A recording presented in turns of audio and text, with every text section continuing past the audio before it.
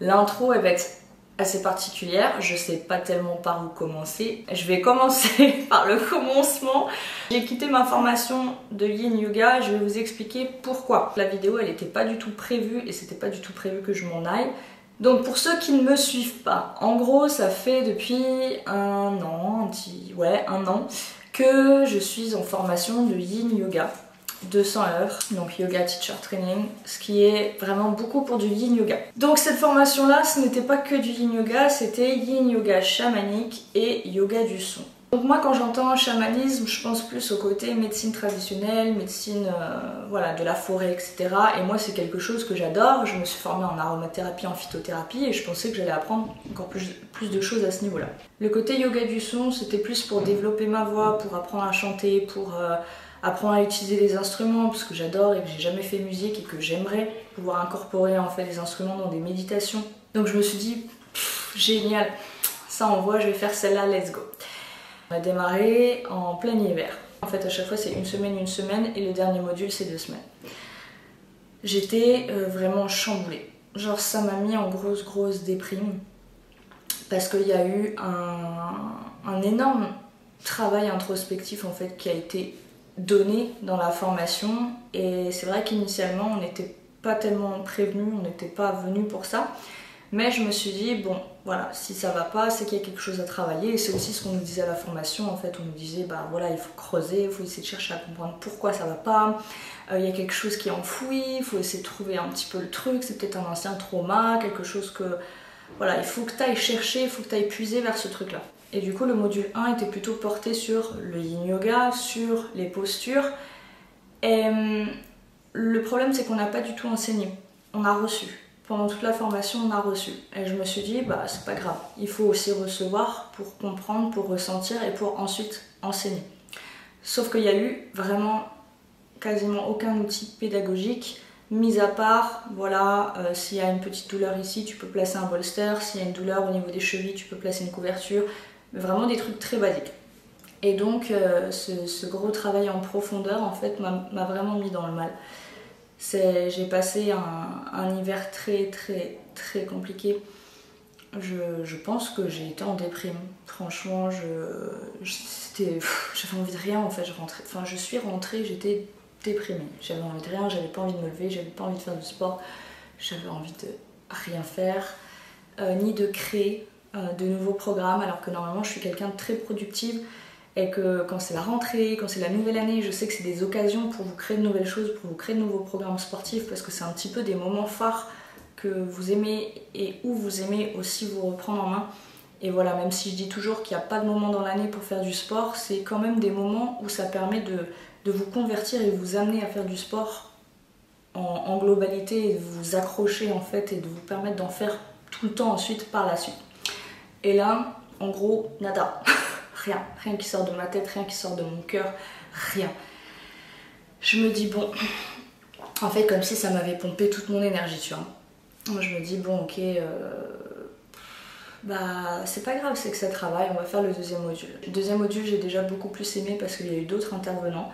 Il y a une dame latina, je me rappelle plus du tout de son nom, en gros qui chantait genre de manière incroyable, c'était hyper vibrant, on chantait, on dansait toute la journée, c'était vachement plus dynamique, il y avait de très belles énergies. Ça travaillait aussi beaucoup, surtout que j'étais à un moment charnière de ma vie où il s'est passé quelque chose, mais ça restait quelque chose de très positif.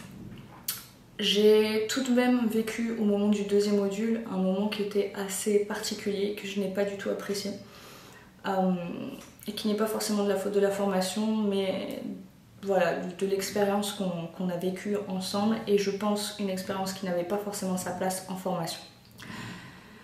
On a chanté un mantra, un des mantras, je dirais même certainement le mantra le plus puissant, Triambakam, avec les doigts crochetés en fait, en faisant un cercle, donc on se crochetait tous les petits doigts.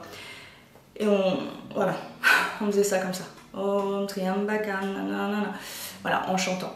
Le chant a duré peut-être, je sais pas, 31 minutes, 31, un truc comme ça, peut-être plus.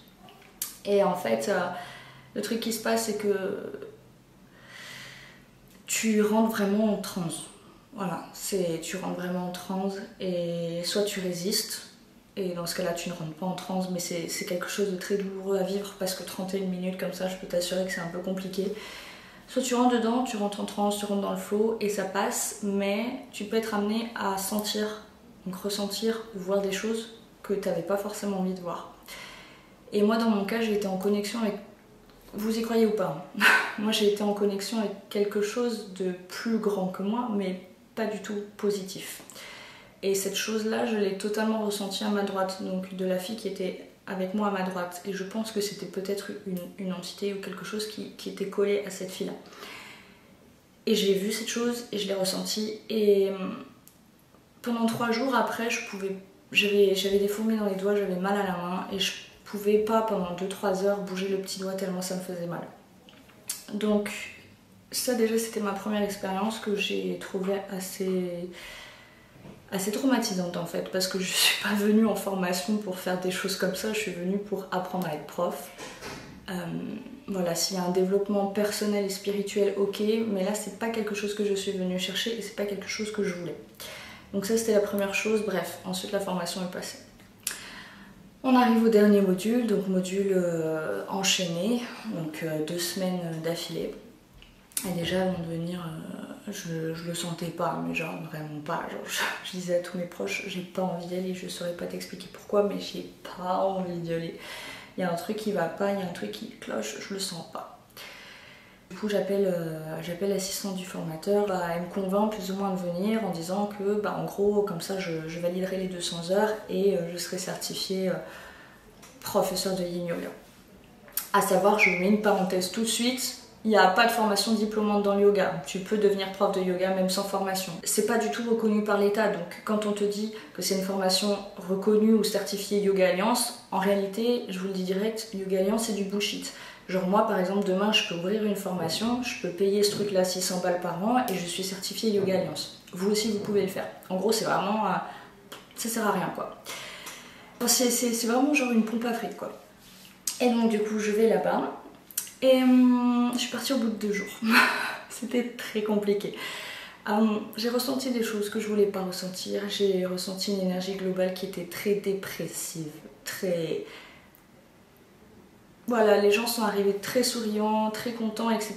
Et en fait, dès le premier jour, tu sens des gens qui sont pas bien, qui sont mal, ça travaille chez eux, c'est douloureux. Et on n'est pas venu en fait pour ça, on n'est pas venu pour souffrir, on n'est pas venu pour suivre une thérapie en fait, on n'est pas venu faire une retraite, un trip spirituel ou quoi que ce soit. Et là pour moi c'est même plus de la spiritualité, c'est de l'ésotérisme. Parce que j'ai déjà fait un post sur ça sur Instagram. Pour moi la spiritualité c'est quelque chose de très simple. C'est juste une connexion à toi très profonde et à ce qui t'entoure. Donc que ce soit les animaux, que ce soit les êtres humains, que ce soit la nature. En gros c'est juste une connexion à toi. Et la matière, mais la matière profonde, pas le visu, tu vois. Et là, ça part trop loin. Donc normalement, le dernier module, c'était restaurative yoga et sonothérapie, yoga du son. Le problème est que, en gros, on ne pratique pas, on ne touche pas d'instruments, on ne nous apprend pas à jouer d'instruments. Et que surtout, les 2 intervenants qui étaient là, qui sont des personnes très reconnues en sonothérapie, notamment une personne qui joue du gong, et les gros gongs, et en fait, voilà, n'était plus intervenant dans cette formation. Une autre dame qui devait intervenir aussi dans un autre domaine ne venait pas. Donc du coup, tu te retrouves à avoir payé une formation avec des intervenants qui étaient censés venir, etc. Et au final, ils ne sont pas là. Avec un prof qui va quand même se débrouiller et qui te dit clairement quand tu arrives sur place, qui ne te prévient pas en amont mais que tu dis que tu arrives, oui les intervenants seront pas là, désolé, c'est comme ça. Voilà, moi je sais pas faire ça mais je vais quand même me débrouiller, je vais changer, je vais trouver quelque chose à faire. Ok, d'accord, good games. Et juste pour vous mettre en situation que vous puissiez comprendre un petit peu l'ambiance, c'est à base de 5h, 5h30 du matin, 22h, voilà, quasiment 2 cours. En fait c'est 6h, 22h. Il y a plusieurs types de chants, il y a plusieurs types de mantras. J'essaie de vulgariser pour les personnes qui ne connaissent pas. Il y a des chants qui vont appeler en fait certaines énergies de dieu ou de déesse, mais plutôt appeler les énergies, genre type tu vas appeler l'énergie de Ganesh, ça va être l'énergie de la joie, l'énergie de la bonté, de l'amusement, de rester un peu un enfant, de t'amuser, etc. Mais si par exemple tu pars sur du Bhakti Yoga, tu vas complètement invoquer, je sais pas, l'énergie, enfin tu vas appeler Saturne, tu vas appeler Ganesh, tu vas appeler d'autres dieux, etc. Et c'est pas mes croyances. Et je dis pas que je n'y crois pas, je dis juste que appeler l'énergie d'un dieu, je veux bien, mais appeler un dieu, pour moi, ça relève du spiritisme, tu vois. Je suis pas là pour invoquer des esprits en fait en formation, et ça me met très mal à l'aise. Comme je t'ai dit tout à l'heure, je suis vraiment hyper simple dans ma spiritualité et j'ai pas besoin d'aller là-haut ou d'appeler des trucs de là-haut en fait. Pour moi, ce qu'il y a là, ça me convient très bien. Et si on a été incarné sur cette terre, qu'on est quand même dans la matière, c'est qu'on peut aussi en profiter et être aussi dans ce truc-là. Pour moi, chercher toujours à aller plus loin, chercher à appeler plus loin, chercher à se connecter à plus loin, c'est comme si tu cherchais pas en fait à profiter de l'instant présent et que tu cherchais pas à profiter de ce que tu as. Parce que je suis un peu mal à l'aise moi-même et je sais pas tellement comment expliquer tout ce que j'ai pu ressentir. Mais on va dire que cet été, j'ai fait une autre formation de yoga, donc de 200 heures YTT Ashtanga Vinyasa, avec l'organisme Holika Formation, qui est incroyable et que j'ai adoré. Vraiment, la formation était des pépites, genre vraiment la qualité de l'enseignement était incroyable. Là du coup j'ai vraiment eu un point de comparaison. Par exemple, au bout du deuxième jour, on commençait à pratiquer entre nous, on commençait à enseigner, on commençait à créer des flows. Où en fait on devait réfléchir, on devait créer des choses pour avoir une certaine logique, c'était hyper stimulant et ça nous a fait progresser et c'était pas facile, mais c'était vraiment très très bien. Et c'est ça en fait qui commence à faire de toi un bébé prof, parce qu'ensuite ce qui va faire de toi un prof, c'est le fait que tu commences à enseigner à tes amis, à tes proches, et que tu enseignes, et c'est en enseignant que tu deviens prof, c'est pas en recevant, parce que si tu reçois, tu n'es qu'élève, tu peux pas être prof, tu vois ce que je veux dire, il faut être les deux, mais tu peux pas recevoir et ne pas faire, c'est juste pas possible. Et là en fait dans cette formation là, clairement on reçoit, et ça puise tellement en profondeur en fait, c'est tellement trop, c'est lourd. L'énergie est lourde et là pour le coup le troisième module, quand je suis arrivée et que je devais faire module 3 et module 4, j'ai pas du tout ressenti une énergie positive, j'ai pas du tout ressenti de la légèreté, j'ai ressenti de la lourdeur, j'ai senti quelque chose qui me dérangeait et je me suis dit en fait voilà, t'es mal à l'aise avec les gens, t'es mal à l'aise avec le prof, avec ce que tu apprends, au final tu n'apprends pas grand chose, qu'est-ce que tu fais? Est-ce que tu restes jusqu'au bout parce que tu as payé d'avance? Est-ce que tu valides les 200 heures? Est-ce que tu es là juste pour le bout de papier pour valider des 200 heures? Ou est-ce que tu t'écoutes et tu te barres avant? Et en fait, j'en ai parlé du coup à l'assistante du professeur en question. Sa réponse était oui, mais il y a plusieurs couches à aller creuser, il faut aller creuser dans tes ténèbres pour voir ce qui en ressort. Mais voilà, il n'y avait aucun argument concernant les cours, concernant ce qu'on allait apprendre, concernant la formation en elle-même en fait. Plus elle a argumenté ça en me disant « Ah mais si c'est reconnu, hein, si c'est reconnu, c'est Yoga Alliance quand même ».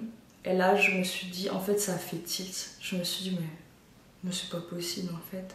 Ça me correspond pas, c'est du bullshit. Et je me suis barrée, voilà.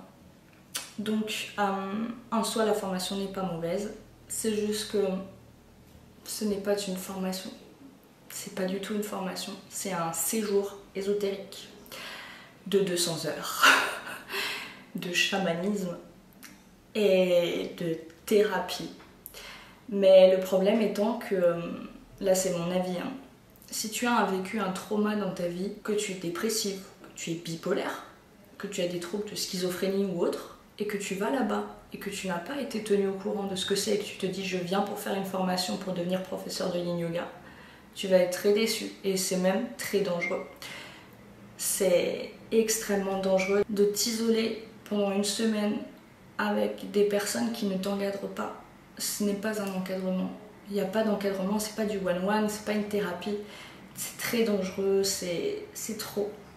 C'est trop lourd, ça puise trop profondément et c'est une sorte de chamanisme en fait qu'on peut retrouver par exemple au Pérou quand il y a des rituels d'ayahuasca ou ce genre de choses là. Donc voilà, en soi ce n'est pas que la personne est mauvaise, c'est juste que j'ai ressenti comme un truc de ça me prend de l'énergie plus que ça m'en donne. Et j'ai vraiment eu un point de comparaison avec ma formation de cet été qui m'a donné énormément d'énergie, qui m'a énormément boosté, qui m'a donné confiance en moi, qui m'a donné plein d'outils, plein de clés pour réussir, pour entreprendre, pour faire plein de choses. Et là c'est tout l'inverse en fait, c'est vraiment ça te met face à toi-même et ton caca tout au fond sous la terre et ça te le met sous la gueule et ça te dit vas-y creuse encore parce que t'es une grosse merde. Et j'ai pas envie de ressentir ça. Et pour le coup, je suis en train de me sentir vachement mieux par rapport à l'hiver dernier, donc par rapport à il y a un an. J'ai pas du tout envie de replonger dans un schéma de déprime qui va durer encore tout l'hiver jusqu'à je ne sais quand. Donc voilà, je suis pas là pour vivre une thérapie, je suis là pour apprendre. Au final, j'ai rien appris. Enfin, j'ai rien appris qui m'aidera à devenir prof. Par contre, j'ai appris d'autres choses parce que c'est une expérience et que ça me servira et que ça peut d'ailleurs me servir pour vous à vous faire cette vidéo parce que franchement il y a tellement de dérives dans le yoga parce qu'il suffit d'un petit truc pour aller vraiment beaucoup plus loin et de partir avec vraiment des mauvaises personnes et de devenir complètement barge. Donc voilà, essayez de vous renseigner vraiment bien avant de faire des choses. Ça veut pas dire que ces choses-là sont mauvaises, ça veut juste dire que c'est pas pour vous. Et c'est comme tout. C'est comme les sectes, hein, en soi, c'est pas forcément mauvais, c'est juste que c'est pas... Par exemple, moi, c'est pas pour moi. Peut-être c'est pour toi, hein, mais moi, c'est pas pour moi. Mais voilà, faut vraiment bien se renseigner et faut faire très attention parce qu'il y a énormément de personnes mal intentionnées et même des personnes bien intentionnées sont tellement dans un délire qui est tellement loin en fait de l'Occident et de l'Europe et de comment nous on réfléchit que ça peut vraiment... aller trop loin et te déconnecter en fait totalement de ta vie. Je dis pas que c'est une bonne ou une mauvaise chose, mais je dis juste qu'il faut faire attention. Moi en tout cas c'est pas du tout ce que je veux, c'est pas le chemin de vie que je veux. Je vois vraiment ma spiritualité autrement et j'aime les choses simples. Et surtout je n'ai pas envie de me connecter à des esprits puissants là-haut. Je suis très bien là où je suis. Donc voilà. J'ai hâte d'avoir tes retours en commentaire. Je sais pas si tu as vécu une expérience similaire ou si tu connais des personnes qui sont peut-être parties en vrille ou voilà, dis-moi un petit peu ce que t'en penses. Si t'as du vécu, enfin voilà, tu me dis tout. Je suis hyper ouverte à ça. Je répondrai aux commentaires bienveillants bien sûr parce que les mauvais commentaires, je les squeeze. Donc voilà, je te fais des bisous et je te dis à la prochaine vidéo. I know what you want. I know what you need. Need a nigga that'll come fuck you right and suck you right and do you just like me. I eat it up, I beat it up, I eat it once again. I give you that good dick, girl, looking fresh out the pen. I treat the pussy so good, man.